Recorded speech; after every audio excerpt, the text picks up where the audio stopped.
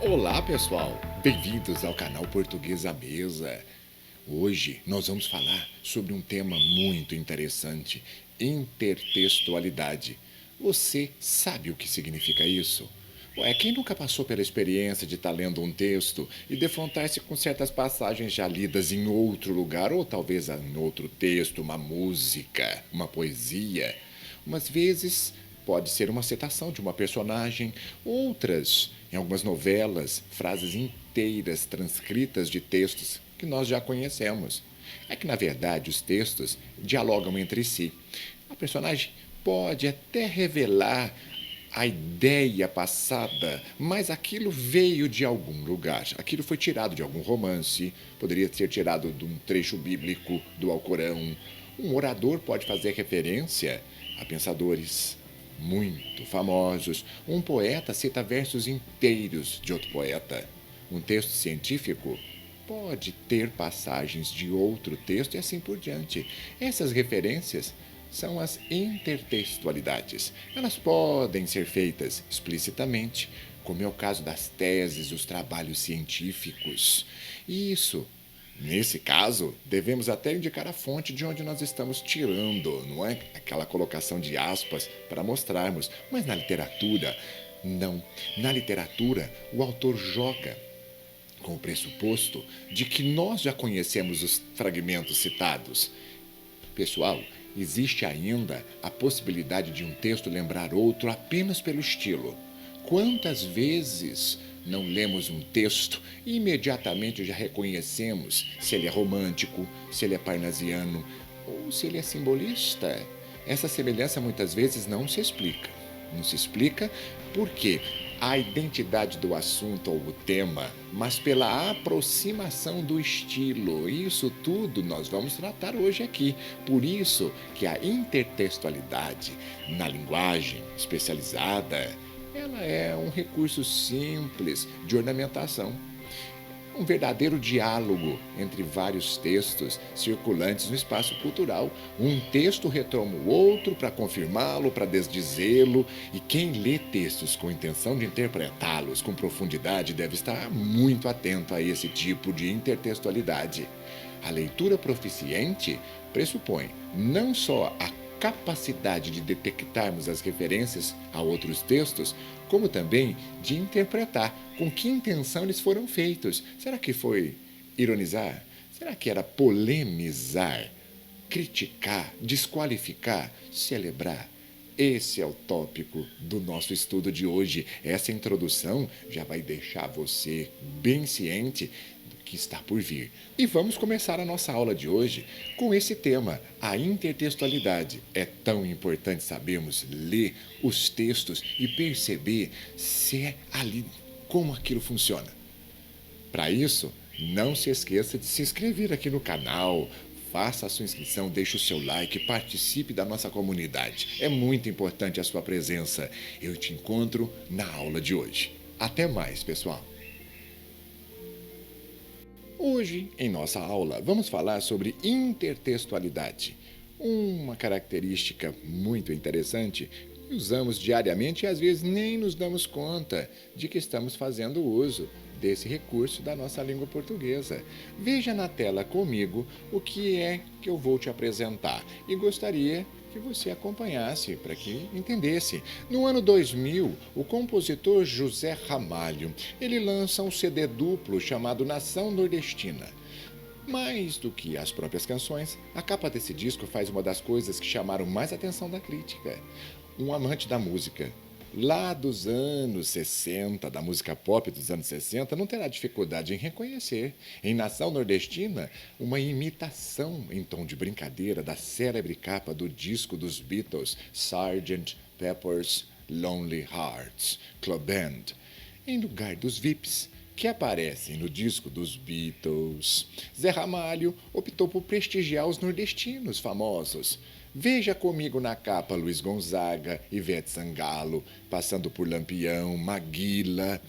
A intenção parece valorizar todas as pessoas, dando-lhes o mesmo estatuto daqueles que apareceram um dia na capa dos discos dos Beatles. A banda mais popular de todos os tempos Essa turma já ultrapassou a marca de 1 bilhão de discos vendidos pelo mundo, pessoal. E é claro que um fã de Zé Ramalho, que não identificasse o diálogo entre a nação nordestina e a capa dos Beatles, também poderia apreciar a capa do CD paraibano, tranquilamente. Mas é igualmente evidente que reconhecer essa alusão ao célebre disco dos Beatles permite que nós interpretemos a capa de José Ramalho de uma outra maneira. E esse diálogo entre esses dois textos, porque texto podemos interpretar como uma poesia, um quadro, uma charge, canção, e isso que nós estamos te apresentando recebe o nome de intertextualidade. Sempre que percebemos que dois textos tratam do mesmo tema ou que um texto faz referência a um outro tema, podemos dizer que há entre eles uma relação intertextual. Seria essa a ideia de intertextualidade, que fica muito claro quando olhamos essas duas capas de discos. Mas vamos continuar com os nossos comentários. Quem nunca ouviu falar sobre a poesia de Gonçalves Dias, Canção do Exílio? Importantíssimo para a literatura brasileira. Vamos agora ter uma noção de intertextualidade aqui. De maneira intencional ou não, explicitamente ou não, todo texto faz algum tipo de referência a outros textos. Quantas vezes, ao lermos um jornal, um editorial de jornal, nós nos deparamos com citações ou alusões que atestam que o enunciador daquele editorial tem informações para escrever sobre aquele determinado assunto? Ou quantas vezes, em interpretar um poema, percebemos que o eu lírico faz referência a outros poemas? Em outras palavras, estamos sempre identificando as relações intertextuais que são estabelecidas no que estamos lendo. Isso significa que o produtor de qualquer texto deixa transparecer nos enunciados suas influências ideológicas, suas referências culturais. Por exemplo, ele se vale da intertextualidade para fazer isso. Analogamente, um bom leitor, ele deve ser capaz de perceber essas relações intertextuais e, com isso, identificar todas essas vozes, digamos assim, que aparecem sobre os enunciados. Vamos ver um exemplo aqui? Na tela, a Canção do Exílio. Você deve ter escutado já esse trechinho em algum outro local. Vamos ver comigo, só um trechinho. Nossos bosques têm mais vida, nossa vida mais amores. Quem nunca escutou esse primeiro verso? Minha terra tem palmeiras. E assim a poesia vai. Mas aqui, a Canção do Exílio é um dos poemas mais famosos de toda a literatura brasileira. O poeta romântico Gonçalves Dias escreveu em julho de 1843, quando tinha 19 anos de idade. Ele era aluno do curso de Direito da Universidade de Coimbra e o poeta só publicou essa poesia em 1846, nos primeiros cantos, no seu livro Primeiros Cantos. Longe do Brasil desde os 15 anos, Gonçalves Dias relembra no poema os primores da sua terra natal, contrapondo-os a tudo aquilo que ele via em Portugal, valendo-se da oposição do aqui e do lá, quando ele diz: as aves que aqui gorjeiam não gorjeiam como lá, a referência aqui Portugal, a referência lá Brasil. E isso aqui é a idealização do nosso país, elegendo a palmeira. No primeiro verso, quando ele diz minha terra tem palmeiras, ele elege a palmeira e, logicamente, o sabiá, com letra maiúscula, para dar mais ênfase ainda a esses emblemas nacionais. O fato de o poema chamar-se Canção do Exílio merece até uma especial atenção aqui, porque o termo exílio causa uma certa surpresa. O dicionário Aurélio diz o seguinte: exílio, expatriação forçada ou voluntária, ou seja, é o ato de deixar a pátria. O dicionarista também afirma que exílio pode ser um lugar afastado, solitário ou desagradável de se habitar. Assim, pessoal, a palavra exílio contém principalmente uma conotação negativa. Ser exilado significa, na maioria das vezes, ser expulso da terra natal. Entretanto, Gonçalves Dias não foi expulso do Brasil. Ele apenas passou alguns anos estudando na Europa. Portanto, o poeta não estava exatamente exilado, mas temporariamente afastado do Brasil. Ao designar esse afastamento temporário como um exílio, o poema defende que estar longe da terra natal por qualquer motivo que seja já traz uma dose de sofrimento. Talvez foi por isso que a Canção do Exílio seja um dos poemas que melhor traduzem na tradição literária brasileira o tema do nacionalismo, tão divulgado pelos poetas românticos. Mas vamos falar aqui um pouquinho sobre uma curiosidade. Eu já havia chamado a sua atenção. Você percebeu no meio da estrofe um trecho do hino nacional brasileiro? Foi tirado dali. Veja que maravilha! A intertextualidade em nosso próprio hino.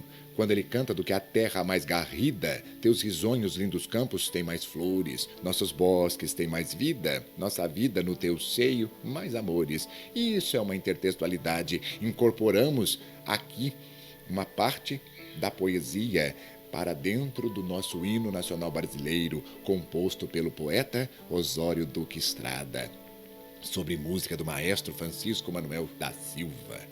E isso você deve ter percebido. Por quê? Vamos agora falar um pouquinho mais. Perceba o seguinte, aqui já estamos no século XX. Oswald de Andrade também escreveu Canto do Regresso à Pátria. Mas perceba comigo aqui, a Canção do Exílio foi um dos textos mais recriados da história da literatura brasileira. Inúmeros autores, desde Oswald de Andrade, Jô Soares, aqui na modernidade do século XXI, passando por Murilo Mendes e José Paulo Paes, eles escreveram versões modernas do célebre poema de Gonçalves Dias. Uma dessas primeiras recriações foi feita por ele, por Oswald de Andrade, aqui na tela, apresentado para você, em seu poema. Vamos ver a primeira parte? Minha terra tem palmares. Veja só que ele mudou, ele adaptou da ideia de palmeiras. Aqui ele disse palmares. No início da segunda estrofe, minha terra tem mais rosas e quase que mais amores. Minha terra tem mais ouro, minha terra tem mais terra. E assim segue o curso da poesia. A intenção aqui desse vídeo é chamar a sua atenção para uma releitura da mesma obra. Isso é muito importante porque as referências à Canção do Exílio são evidentes. Minha terra tem mais amores. Não me permita, Deus, que eu morra, quando ele diz na última parte, no primeiro verso da quarta estrofe. E essa oposição entre os passarinhos daqui e os passarinhos de lá, o verbo gorjear, por exemplo, também escrito por ele, remete diretamente ao poema de Gonçalves Dias. Portanto, esses dois poemas estabelecem entre si uma relação de intertextualidade. Nota-se, entretanto, que Canto de Regresso à Pátria, embora confirme alguns valores da Canção do Exílio, também polemiza. Ele polemiza com o texto original de Gonçalves Dias. O primeiro verso do poema de Oswald, ao afirmar que minha terra tem palmares, já traz novas possibilidades de uma leitura. Em rigor, palmares é apenas o plural de palmar, que significa uma plantação de palmeira. E desse modo não faz muita diferença, em princípio, afirmar minha terra tem palmeiras ou minha terra tem palmares. Entretanto, no Brasil, quando se fala de palmares, imediatamente vem à tona o quê, pessoal? O famoso Quilombo de Palmares, abrigo de escravos fugitivos no século XVII. Assim, a temática do negro, que não aparecia na verdadeira Canção do Exílio, agora surgiu muito timidamente no poema de Oswald de Andrade. Veja como os poetas brincam com as informações, trazem as palavras e fazem uma releitura depois de muitos anos. E pode ser uma crítica, pode ser uma apologia, pode ser uma questão para levantar polêmicas para uma discussão na época em que isso foi escrito. Veja como o nosso repertório de informações culturais pode contribuir para a compreensão de um texto, além da questão dos negros, Canto de Regresso à Pátria também tangencia o tema da mineração.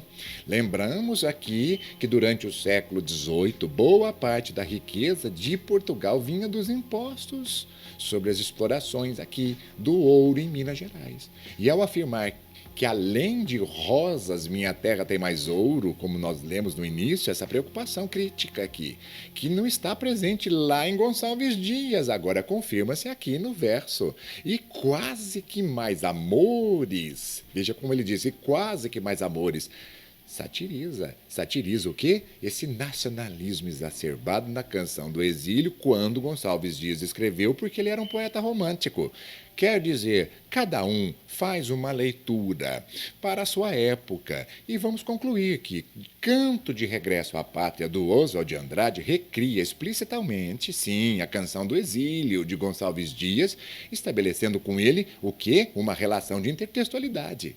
Alguns dos valores do poema de Gonçalves Dias são aceitos e incorporados por Oswald de Andrade, e outros são negados e criticados. É isso que nós precisamos prestar atenção nessa aula. Nem sempre vai ser só um comentário, pode ser uma crítica. E sabendo disso, gostaria de te informar o seguinte: se um texto, por exemplo, B, recria de alguma forma um texto A, como no caso nós apresentamos para vocês, o texto A, o Gonçalves, e o texto B, o Oswald, estabeleceram entre si uma relação de intertextualidade. O que nós podemos afirmar com isso? Os valores expressos pelos textos podem ser afirmativos, podem ser negativos, quer dizer, podemos negar as propostas. Assim, pode haver entre eles uma relação cúmplice ou uma relação polêmica. Se for uma relação cúmplice, ambos trabalham com os mesmos valores, mas a polêmica é a interessante porque trabalham com valores diferentes. Estamos falando de quase o mesmo texto, mas não as mesmas ideias. Isso é muito importante para o aluno que sabe fazer uma leitura. Por exemplo, quando você lê Casimiro de Abreu. Eu nasci além dos mares, os meus lares, meus amores ficam lá, onde canta nos retiros seus suspiros, suspiros o sabiá. Novamente, a palavra exílio em um poeta romântico. Este exemplo é uma relação de cumplicidade entre os dois textos, porque 1854 e 1857, Casimiro de Abreu escreveu na Europa o seu primeiro volume de poesias, intitulado Canções do Exílio. Diversos poemas desse livro lembram a canção de Gonçalves Dias, como é o caso do poema Exílio, que você acabou de perceber que se inicia como: eu nasci além dos mares, os meus lares, meus amores ficam lá, onde canta nos retiros seus suspiros, suspiros do sabiá. A referência ao sabiá, símbolo nacional criado pela canção do exílio, recupera novamente o nacionalismo de Gonçalves Dias, como acontece, aliás, com vários outros poemas das canções do Casimiro de Abreu aqui. Por isso é que nós temos uma relação de cumplicidade. Mas se andarmos um pouco para o século XX, Murilo Mendes já fez uma outra intertextualidade com o mesmo nome. A poesia se chama Canção do Exílio, mas veja quem escreveu. Agora é uma releitura. Vamos passar uma relação aqui intertextual polêmica. Veja por quê. Minha terra tem macieiras da Califórnia, onde cantam gaturanos de Veneza. Os poetas da minha terra são pretos que vivem em torres de ametista. Os sargentos do exército são monistas, cubistas. Os filósofos são polacos vendendo a prestações. A gente não pode dormir com os oradores e os pernilongos. E assim a poesia segue.